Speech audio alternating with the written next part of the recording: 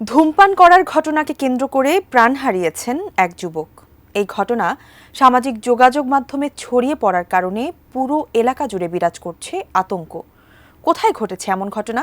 বিস্তারিত মোহাম্মদ সুজন খন্দকারের তথ্যচিত্রে, সহকর্মী সাইমুম জান্নাতের রিপোর্টে। বাইরে মারছে, এভাবে মানুষকে মারে না। গলা বেঁধে একটা পোস্তা বলে দিয়ে যেত, তাতে আমার দুঃখ ছিল না। টুকরা টুকরা করতে পুরো শরীরের আঙ্গুলগুলো এইখানে এনে ফেলে দিচ্ছে। এই হাতে বাজায় রাখছে কোনো রকম পাটা, এইভাবে এত কষ্ট দুধের মতো পাইছে। ডিএল রাকিব নামের 25 বছর বয়সী এক যুবক। তাকে কুপিয়ে হত্যার অভিযোগ উঠেছে স্থানীয় এক প্রভাবশালী পরিবারের সদস্যদের বিরুদ্ধে। নিহত রাকিব মানিকগঞ্জের শিবালয় উপজেলার উলাইল ইউনিয়ন পরিষদের 10চিরা গ্রামের মোহাম্মদ লাবলু মোল্লার ছেলে। ডিএল রাকিব আরিচা সদর উদ্দিন ডিগ্রি কলেজের বিএ শেষ বর্ষের শিক্ষার্থী ছিলেন। ঘটনার সূত্রপাত প্রায় 3.5 মাস আগে। রাকিব ও তার বন্ধুরা মিলে বাড়ির পাশের স্থানীয় এক বাজারের একটি গ্যারেজে বসে ধূমপান করেছিল, কিন্তু তা পছন্দ হয়নি গ্যারেজ মালিক নুরুজ্জামানের। কেন তার গ্যারেজে ধূমপান করা হলো তা নিয়ে রাকিব ও গ্যারেজ মালিকের মধ্যে কথা কাটাকাটি হয়। এক পর্যায়ে দুই পক্ষই মারামারি করে আহত হয়ে স্থানীয় হাসপাতালে ভর্তি হয়। বিষয়টা নিয়ে দুই পক্ষই শিবালয় থানায় লিখিত অভিযোগ করে। সমাধান হলেও যেন শেষ হয়ে যায়নি ঘটনার জের। 3 মাস পর কলেজ থেকে পায়ে হেঁটে ওই গ্যারেজের সামনে দিয়ে বাড়িতে ফিরছিলেন রাকিব। তখন গ্যারেজ মালিক ও তার সহযোগী 15-20 জন মিলে রাকিবের উপর হামলা করে, এলোপাতাড়িভাবে কুপিয়ে আহত করে রাকিবকে। এমন অবস্থায় রাকিবকে উদ্ধার করে প্রথমে মানিকগঞ্জ সদর হাসপাতালে ভর্তি করা হয়। অবস্থার অবনতি হলে তাকে ঢাকা পঙ্গু হাসপাতালে পাঠানো হয়। পঙ্গু হাসপাতালে ভর্তির 7 দিন পর চিকিৎসাধীন অবস্থায় মারা যান রাকিব। আমার বাইরে যেভাবে খুন করছে, এভাবে মানুষকে ঘুমাইতে পারে না। এত গোপন ঘুমাইছে, পা দাঁড়িয়ে পুরা এত গাইতে ফেলছে, কিছু করতে পারি নাই। হাসপাতাল থেকে ভাই আমার বলে, তুই কান্দিস না, আমার কিচ্ছু হয় নাই। আমি বল, তোর যে কিচ্ছু হয় না, ক্যাবিনটা দিয়ে চলছে, রক্ত নিচে পড়তেছিল। তারপরে কনিল মালিককে নিয়ে গেছে, এখান থেকে ফেরত দিয়েছে, বলে এই রোগী বাঁচবে না। অর্থোপেডিক হাসপাতালে নিয়ে যাওয়ার পরে ওইখানটা বলে যে খুব কম সম্ভাবনা ওর বাঁচার। আল্লাহ যদি হায়াতে রেখে তাহলে বাঁচবে। আমি ভাবছিলাম যে আমার ভাই বাঁচবে। 9 দিন যখন বাঁচছে, অপারেশন করার পরও মনে হয় বাঁচবে, কিন্তু আমার ভাই বাঁচে নাই। এমন ভাবে শেষ আমার মারছে, খালি কুবাইছে নাকি, সারাটা শরীর মাথা থেকে পা পর্যন্ত বাইরে পুরো জখম, এইখানে জখম, সারাটা শরীর মাথায় কোনো জায়গায় বাদ নাই। 9 দিনের দিন মনে হয় হার্টটা ব্লক হয়ে গেছিল। এখানে দেখি রক্ত একদম মানে কালো হয়ে গেছে, ভিতরে রক্তটা। এখানে নীল একটা লম্বা দাগ, এখানে গোল একটা কালো দাগ।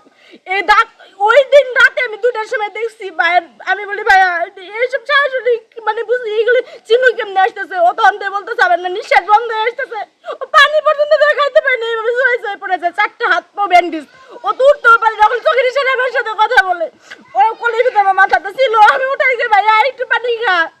সকাল 10টার দিকে যখন ডাক্তারকে ডাকলাম, আমার ভাইয়ের খুব সিরিয়াস অবস্থা, কি করবো? বলে কি ঢাকা মেডিকেলে নিয়ে যান, আমরা ট্রান্সফার করে দিতেছি। আমি কেন, ভাই তো সময় নেই, আমি তো বুঝতেছি। আমার ভাই হাতে ব্লক হওয়ার কারণে পেটটা পুড়লে এমন হয়ে গেল, রক্ত শূন্যতা, 1 চিমটি শরীরে রক্ত নেই, পুরো ফ্যাকাশ হয়ে গেছে। জিহ্বা, হাত, মানে মুখ, চোখ, কোনো জায়গায় রক্ত নেই আমার ভাইয়ের, কোনো জায়গায়। আমি দেখতে বুঝতেছি কিন্তু কিছু করতে পারলাম না। বলে রিয়া, কাঠ ও পিভিসি ম্যাটেরিয়ালের সংমিশ্রণে তৈরি আধুনিক আরএফএল উডিডোর, কাঠের চেয়েও কঠোর। আমি বাথরুম নামার সময় শেষ হবো। আব্বুরি কোষ আমি বাথরুম নাই নামে, তুই কিছু হবে না, তুই বাঁচবি। ওখানটা ডাক্তার বলতেছে আইসিইউতে নিয়ে যেতে হবে। তাড়াতাড়ি ওয়ার্ড বয় আসলো, টলে ধাক্কায় নিয়ে যেতে আমার ভাই নামে আমার হাতের মধ্যে। আমি একলা ছিলাম, আমার ওয়ার্ড বয় ছিল 5 জন। আমার 2টা ডেক দিল, জিবলা খাবার দিল। আমি সোজা করে আমার উঠে আমার বই পাম্পস করে, আমি পাম্পস করে, আমার ভাইয়া দম নাই। আইসিইউর প্রথম গেটে ঢোকালে আমার ভাই দম বেড়ে গেছে। আমার ভাইরা যারা খুন করছে তার ভিতরে ওই শরীফ হচ্ছে মেন, তারপর হচ্ছে মামুন, আদার্স আর অনেক লোক। আমি এদের চিনি না, তখন চরে থেকে এসে বাড়ি করছিল, স্থানীয় তো কেউ না। পুরো ঢাকা পুরো ওরা সবাই বলে, ওরা বলে ঢাকা চরে থেকে বলে, এর আগে বলে খুন করে বলে এখানে আসছে। ওরা মানে যখন তখন খুন করতে পারে, ওদের মানে কোনো দ্বিধাবোধ নাই। ওরা মানে এইখান থেকে খুন করে এক জায়গায় পলাবে, ওইখান থেকে খুন করে এক জায়গায় পলাবে। প্রশাসন থেকে লোক আসছে, এরা বলে ওসি আসছিল, বলছে যে 7 দিনের মধ্যে একটা হলে আসামি ধরে দেখাবো। কিচ্ছু নাই, কেউ ধরে নাই। মানে আমার ভাই যে মারা গেছে, এটা নিয়ে গিয়ে কোনো মাথা ব্যথা নাই। সিএনজি লাগু করছে, আমি খবর পাইছি। খবর পাওয়ার পরে তারপরে আমি দৌড়ে গেছি, দৌড়ে যাওয়ার পরে দেখি ঘুমাইতেছে আর করতেছে। তখন আমি গেছি যাইয়া পাটি সরাইয়া তারপরে শাশুর ভিতকে তারপরে আমি নিয়ে আইছি। ওই দিকটা আমাদের যাইতে দেয় নাই, এই দিকটা এখান দিয়ে আবার ঘুমাবো। এই ঘটনায় নিহত রাকিবের বাবা লাবলু মোল্লা বাদী হয়ে শিবালয় থানায় 15 জনকে আসামি করে একটি হত্যা মামলা করেন। কিন্তু ঘটনার 3 মাস পার হয়ে গেলেও পুলিশ এখনো পর্যন্ত একজন আসামিকেও গ্রেপ্তার করতে পারেনি। উল্টো আসামিরা প্রকাশ্যে ঘুরে বেড়ানো সহ নিহত রাকিবের পরিবারকে খুন করার হুমকি দিচ্ছে বলে অভিযোগ করেন নিহত রাকিবের পরিবারের সদস্যরা। তবে এমন অভিযোগ অস্বীকার করে শিবালয় থানার তদন্ত ভারপ্রাপ্ত কর্মকর্তা ও রাকিব হত্যা মামলার তদন্ত কর্মকর্তা রঞ্জিত সাহা। মুঠোফোনে তিনি এটিএন নিউজকে জানান, আসামিদের গ্রেপ্তার করার চেষ্টা চলছে। আসামিরা পলাতক আছে, আমরা ধরার চেষ্টা করতেছি, এই হলো বিষয়। এবং ভুক্তভোগীদের অভিযোগ যে তারা আসামিগুলো এলাকায় ঘুরে বেড়াচ্ছে, বাজার থেকে বড় বড় মাছ কিনছে, কিন্তু তাদেরকে ধরার কোনো চেষ্টা চলছে না। আমরা অভিযান চালায়ও পাই নাই। তো এটা হচ্ছে যে মামলাটা আমাদের ইন্সপেক্টর তদন্ত, যে উনি তদন্তাধীন আছে, ওনার কাছে মামলাটা। হ্যাঁ, আমি নতুন আসছি, আসার পরে ওনাকে মামলা নিয়ে বসছি, ওনাকে প্রয়োজনীয় নির্দেশনা প্রদান করা হয়েছে। আসামিরা নাকি পলাতক আছে, তো জোট প্রচেষ্টা অব্যাহত আছে, লোকজন লাগানো হয়েছে, যথাশীঘ্রই দিয়ে একজন আসামি ধরা হবে।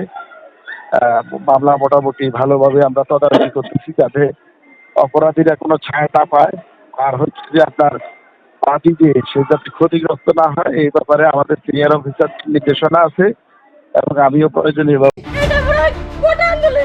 সাইমুম জান্নাত, এটিএন নিউজ।